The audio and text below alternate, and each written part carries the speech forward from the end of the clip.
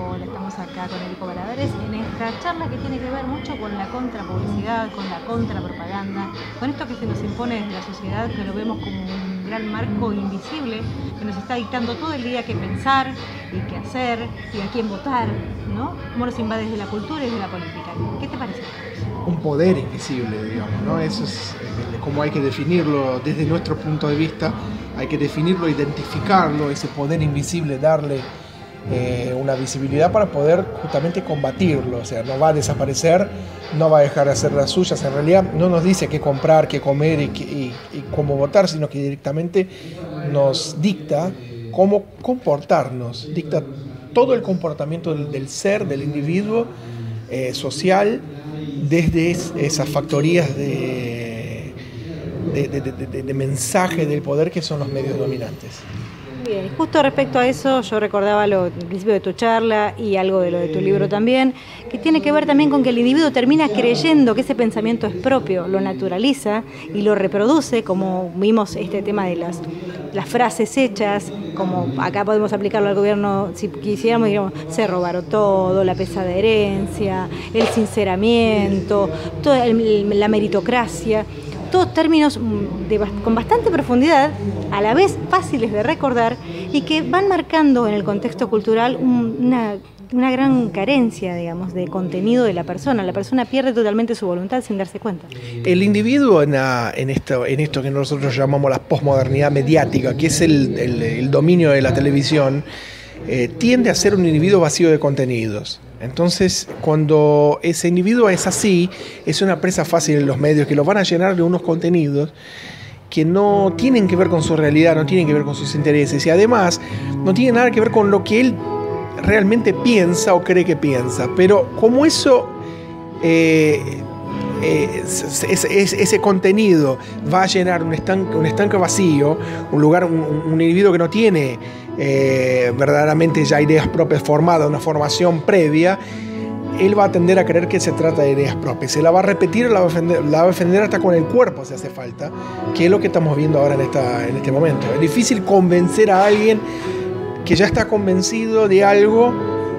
Es, como decía Einstein, es más fácil desintegrar un átomo que un prejuicio. Y ellos son puro prejuicio.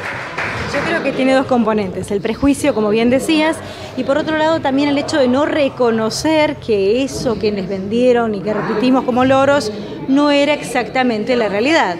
Aquí se habló mucho de Huxley, se habló mucho de propaganda, se habló de Goebbels, y son gente que tenía muy claro que para dominar grandes masas basta con alcanzar cuáles son sus pequeñas falencias, cuáles son sus mínimos intereses y a través de ellos venderles un producto. Lo que estábamos viendo recién, que tenía que ver con que, bueno, a través de una imagen sensual se vende desde un desodorante hasta un televisor o cualquier proyecto incluso de país. Esto de vender la palabra cambio como algo que solucionaría todo, sin argumentaciones, sin explicaciones. Creo que en base a todo esto lo que estamos viendo tiene mucho que ver con eso. Cuando se les pregunta, como decías vos bien, ¿por qué? ¿Cómo lo van a hacer? Se desintegra. Pero obviamente los medios hegemónicos de difusión no van a hacer esa pregunta. Y creo que nuestro trabajo tiene que ver en que la gente empieza a tener ese pensamiento crítico de preguntarse cómo y por qué.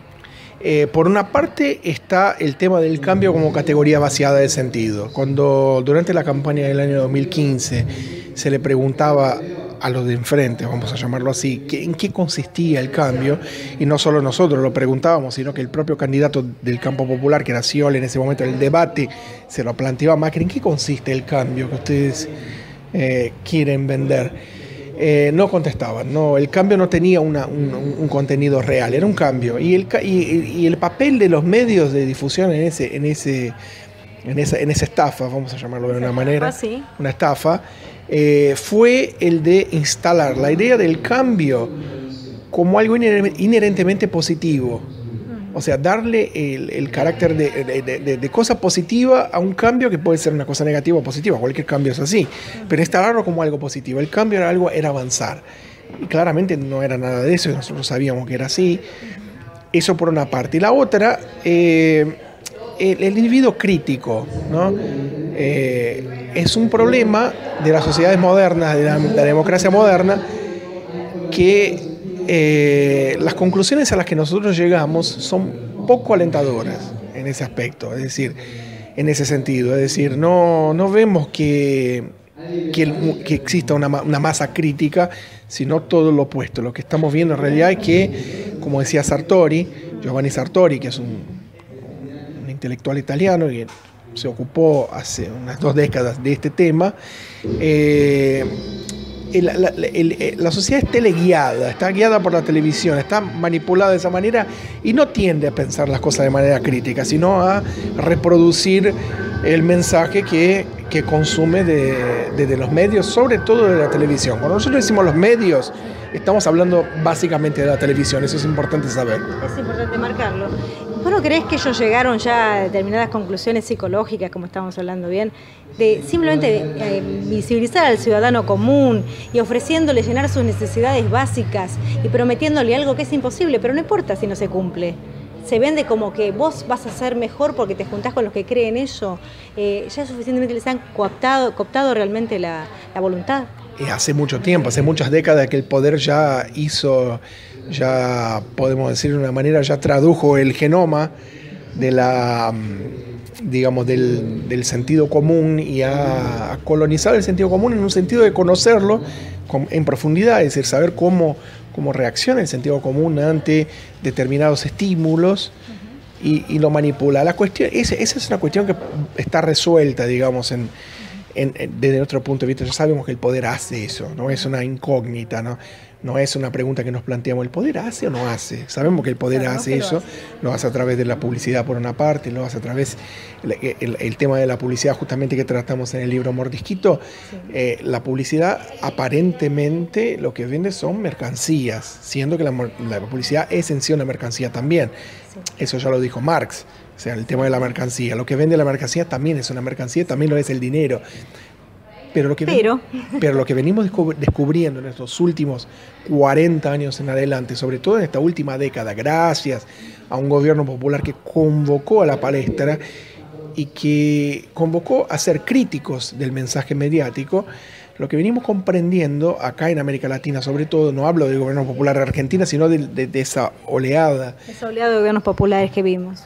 De América Latina, es que en realidad lo que ellos venden no son solo mercancías, venden de todo, y de todo incluye una cosmovisión, incluye una cosmovisión que es una manera de ver y entender el mundo, de cómo es y cómo debería ser, sí. E incluye también una manera de organizar la sociedad, lógicamente que está incluida en esa cosmovisión. Es decir, lo que los medios venden básicamente es la postura política de cada uno. Uno que está en el mundo y no sabe muy bien para qué lado arrancar, copia de los medios una cosmovisión que viene del prestado, lógicamente, y que además le pertenece a otra clase. Es decir, cuando está bien, cuando un individuo pierde su clase, la clase dominante es la que coloniza su cabeza. Se desclasa, como decía Marx, justamente volviendo a decir, las ideas dominantes de una época son las ideas de la clase dominante de esa época, diría Marx. Ahora, bien, el problema, y no vamos a repetir cosas que tienen 150, 170 años de existencia, sino que vamos a dar una vuelta de tuerca más, y eso es lo interesante, es que esa colonización del sentido común, es decir, esa cooptación de las voluntades por parte del poder dominante, en esta época actual, a diferencia de lo que pasaba en la época de Marx o de Gramsci y en adelante, con el surgimiento de la televisión pasó a ser total. Antes de la televisión eso era parcial, cooptaban voluntades, manipulaban conciencias, pero no todas. Ahora llegan a todos. A todos, absolutamente a todos. No hay un hogar, desde el más pobre hasta el más privilegiado, donde la televisión no entre. Sí, cuando te dicen que consumas energía, nunca te dicen apaga el televisor. Eso no, el televisor no se puede apagar, porque el televisor es lo que mantiene la marcha en el sentido de que ellos desean que siga. El televisor la televisión dicta las normas de comportamiento desde, como decías vos, de qué vestir, qué comer y cómo portarse en situaciones sociales, hasta el comportamiento de los individuos de manera electoral y social y y todo su ser está moldeado de esa manera. Todo su ser se termina convirtiendo en mordisquito, y ya que estamos lo vas a definir para que lo vean también los demás. Que es un individuo justamente que está manipulado por intereses que le son ajenos y contradictorios para reproducir las ideas fundamentales de esos intereses y por lo tanto repetir esos intereses, reproducirlos, es decir, legitimarlos, reproducirlos en un sentido de pasarlos adelante a las generaciones que le siguen, es decir, las ideas del sentido común son heredadas por los más jóvenes y eso sigue, es una rueda que no se corta jamás porque la manipulación mediática sigue, está presente en todos los momentos. Mira, justo eso venía pensando y eso te quería preguntar, ahí quería llegar en realidad. Cuando uno habla de educación también, cuando habla de formadores y uno dice, bueno, voy a cambiar el proyecto de educación y le voy a dar a estos docentes un plan nuevo para que eduquen diferente a estas generaciones y le doy medios diferentes y les facilito ciertas cosas. Hay que tener mucho cuidado, porque si este educador está formado en ese modelo invisible del que estamos hablando, por ese poder que le coloniza la mente sin saberlo. No importa los contenidos de su programa. Exacto, los contenidos no van a cambiar la cabeza de sus alumnos, va a volver a reproducir ese modelo. Porque justamente, como decíamos, la televisión no solo desplaza la política, se convierte en videopolítica, como decía en realidad Sartori, es otra forma. Como decía justamente Sartori, en videopolítica, que la política se traslada a los estudios de televisión, pero fundamentalmente lo que hace es reemplazar la educación formal. Es decir, la educación formal es una cosa que está limitada en el tiempo y en el espacio, es decir, uno concurre a la escuela, al sistema educativo en general, durante una parte bien determinada de su vida, sí. Pero televisión mira desde que nace hasta que muere. Y todos los días de su vida, sin vacaciones de invierno, sin vacaciones, sin fines de semana, sin feriados, sin nada. La televisión la presenta todo. Muy importante, la televisión no puede ser un interlocutor de la persona. En la escuela tiene al menos la posibilidad de darse vuelta y decirle no estoy de acuerdo, o no me gusta, o preguntar. Con el televisor eso no existe. Hay una posibilidad democrática en la escuela, que si la escuela bien planteada puede ser un espacio de participación ciudadana, un espacio democrático, puede ser una escuela fascista también, lo hemos tenido, pues sarmientina en muchos aspectos. Pero hay una posibilidad de que sea democrática la escuela. La televisión es una comunicación de una sola dirección. Uno habla y los demás escuchan, de uno a muchos.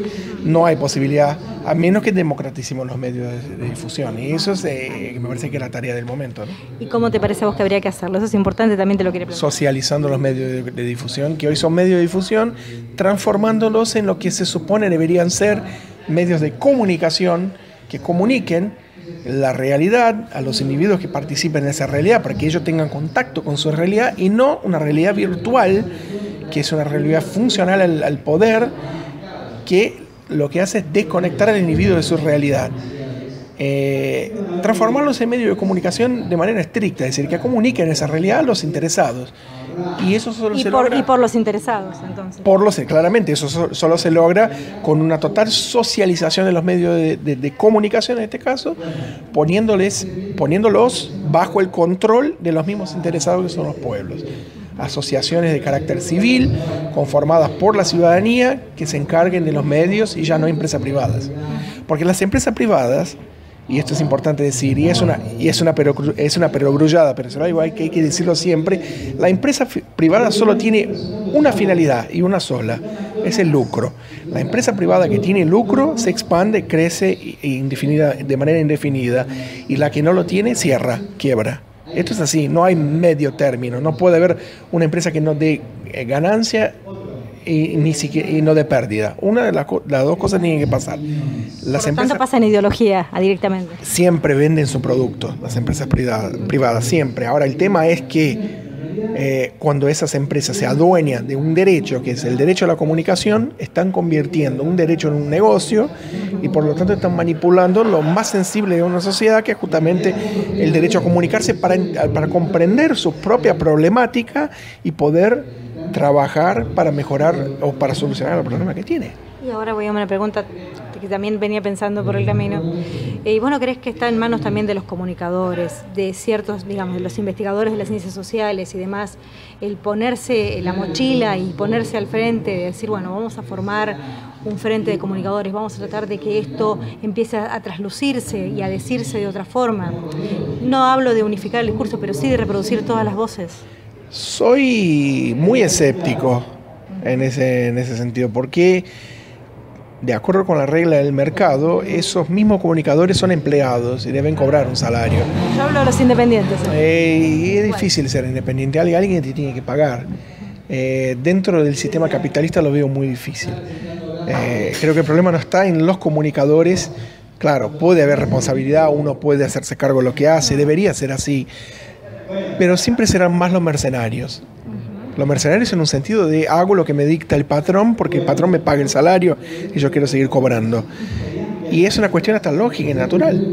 ¿Vos crees que los investigadores de ciencias sociales están en las mismas condiciones? No, pero no les hablan a las multitudes. Su alcance es limitado. El alcance importante está en manos de los comunicadores sociales montados sobre los grandes medios de difusión. ¿Y qué pasa cuando nosotros empezamos a hablar de redes? Empezamos a hablar de Facebook, empezamos a hablar de Twitter, empezamos a hablar de Instagram o de cualquier otra red social donde ya la comunicación empieza a ser un poco más horizontal.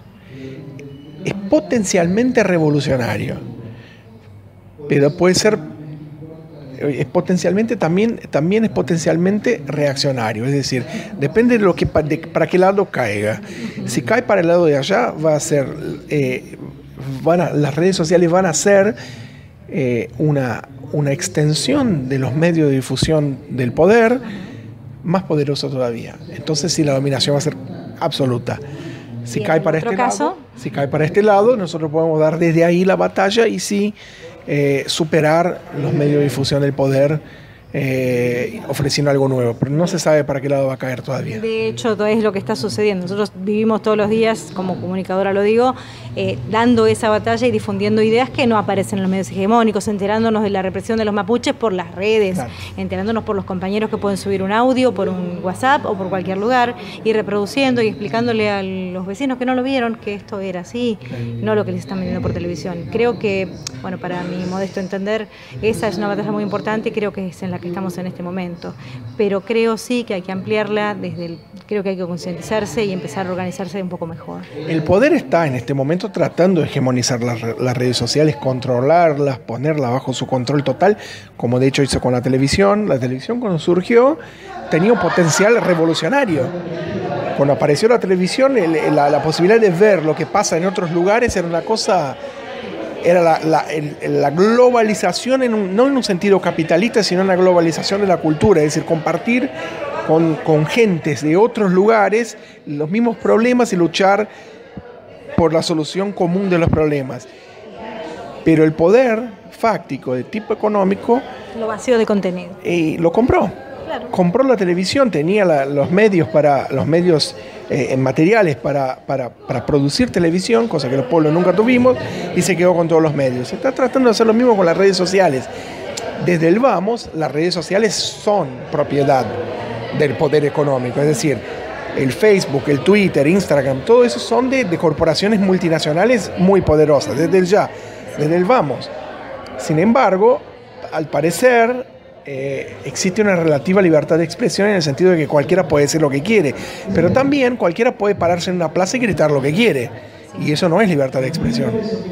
La cuestión está en la propiedad de los medios, siempre va a estar ahí. El que tiene la voz cantante es el que va a imponer su verdad a la mayoría. Por más buena voluntad que tengamos, si no logramos una completa socialización en los medios de difusión, vamos a ser rehenes del poder económico. Muy bien, muchas gracias. Gracias a vos.